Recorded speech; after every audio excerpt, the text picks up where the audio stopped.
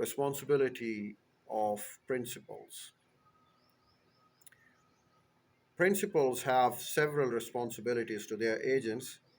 They owe agents reasonable compensation, must reimburse them for related business expenses, and should inform them of the risk associated with their business activities. Principals are liable for actions performed by agents within the scope of their employment. Thus, if agents make untrue claims about products or services, the principal is liable for making amends. Employers are similarly responsible for the actions of the employees. In fact, firms are often liable in tort suits because the codes treat employees as agents.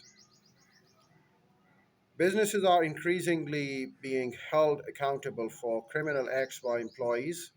Code findings, for example, have argued that firms are expected to be aware of the uh, co- work, workers'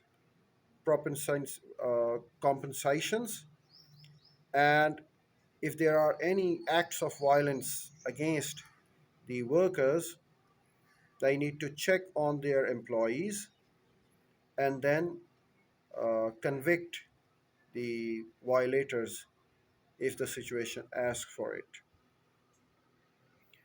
Well, it is the liability of the principal, the employer, to train and supervise the employees properly.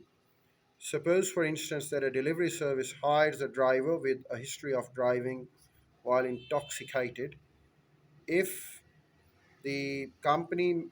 if the driver has met an accident with a company vehicle while under influence of alcohol, the company may be liable for the criminal actions of being ignorant, being neglectant, and not taking care of his past history.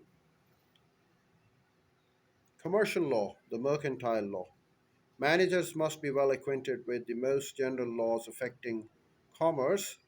Specifically, they need to be familiar with the provisions of Uniform Commercial Code, which sets down the rules regarding warranties. The Uniform Commercial Code.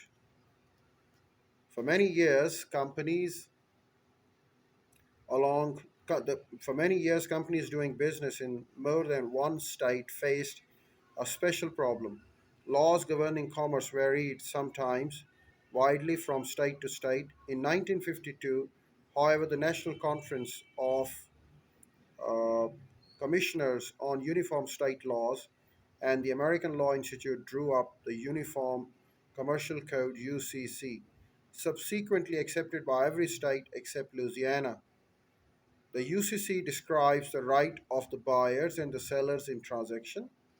For example, the buyer who believes that they have been wronged in agreements with the sellers have several options. They can cancel the contracts, they can refuse the deliveries, they can demand the return of any deposits.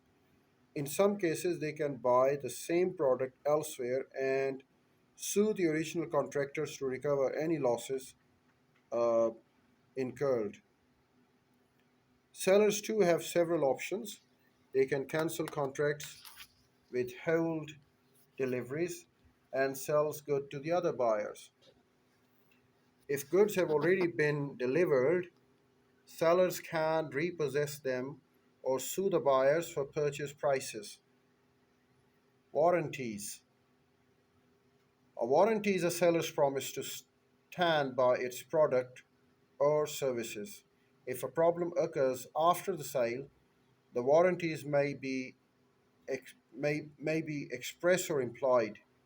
The terms of an express warranty are specifically stated by the seller. For example, many stereo systems are expressly warranted for 90 days. If the malfunction occurs within that period, they can be returned for full refund. An implied warranty is dictated by law. Implied warranty embodies the principle that a product should number one fulfill the promise made by the advertisement, number two serve the purpose for which it was manufactured and sold. If you buy an advertised frost free refrigerator, The seller implies that the refrigerator will keep your food cold and that you will not have to defrost it. It is important to notice that, however, the warranties, unlike most contracts, are easily limited, waived, or disclaimed.